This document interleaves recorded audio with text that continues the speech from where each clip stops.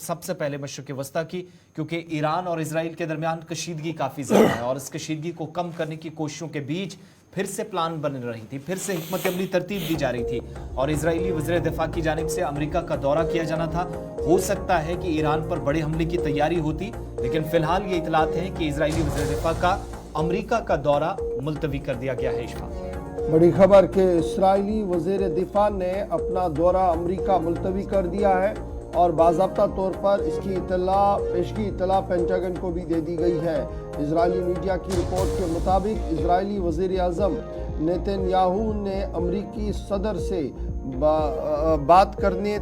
जब तक बातचीत ना हो तब तक वज़ीर ख़ारजा को भेजने से मना कर दिया है और कल इस बात की तस्दीक तब हुई जब हफ्तावार ब्रीफिंग हुई पेंटागन के अंदर और उसमें एक सवाल के जवाब में जब फ़लस्तीन, ईरान, इजराइल की सूरत हाल पर तबसरा किया गया तो तब जाकर ये मालूम हुआ कि इजरायली वज़ीर दिफा ने अपना दौरा अमेरिका मुलतवी कर दिया है। अब यह दौरा मुलतवी क्यों कर दिया गया? क्योंकि माना जा रहा है कि जो बाइडन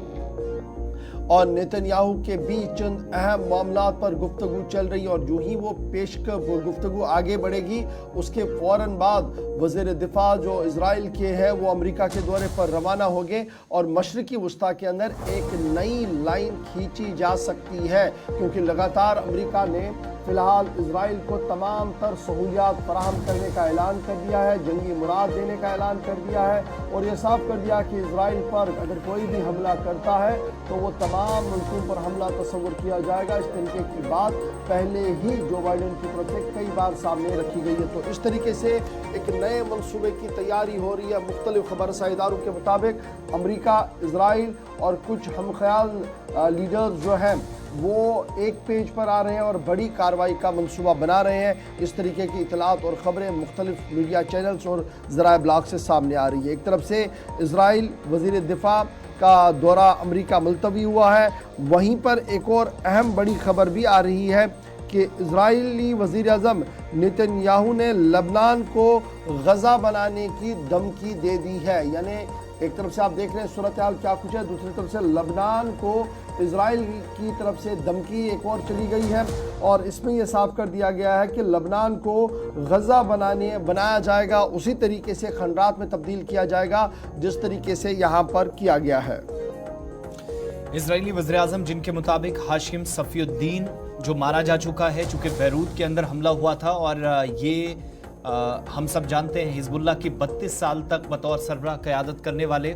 सैयद हसन नसरुल्लाह के कज़न थे और अब माना ये जा रहा था कि अगले सरबराह यही हिजबुल्लाह के होंगे। लेकिन इजराइल के मुताबिक जो मुसलसल इस बात का दावा कर रहे हैं पिछले 3 रोज़ से, क्योंकि 3 रोज़ कबल बैरूत के अंदर एक हमला हुआ था जिसके बाद ये कहा गया कि बहुत सारे लोगों से ईरान के पासदारान इनकलाब की जो क़यादत है उनका भी राब्ता मुनक़ता हुआ है। तो इस बात की तरफ इशारा किया जा रहा था कि सूरत हाल इस इलाके के अंदर इन लीडरान के लिए या इस क़यादत के लिए भी अच्छे नहीं हैं। इन सब के दरमियान इजरायली वज़ीर आज़म ने हिजबुल्लाह सरबराह हसन नसरुल्लाह की मुमकिना जानशीन हाशिम सफ़ीउद्दीन के बैरूत हमले में मारे जाने का फिर से दावा कर दिया है, जबकि इजरायली फौज ने जनूबी लेबनान के मगरबी सेक्टर में ज़मीनी ऑपरेशन को और तेज़ कर दिया है और बैरूत समेत जनूबी लेबनान में भी फ़िज़ाई हमले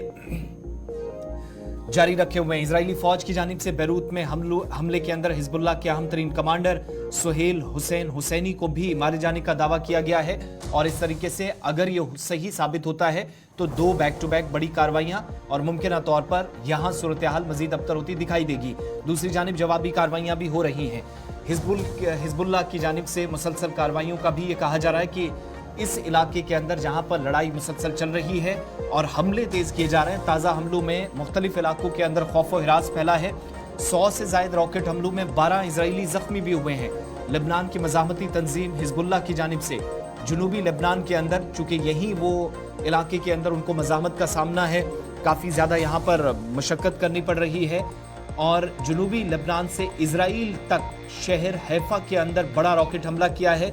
इजरायली फ़ौज की जानिब से भी एक बयान आया है जिसमें उन्होंने अपने अबूरी सरबराह नईम कासिम के खिताब के दौरान हैफा शहर पर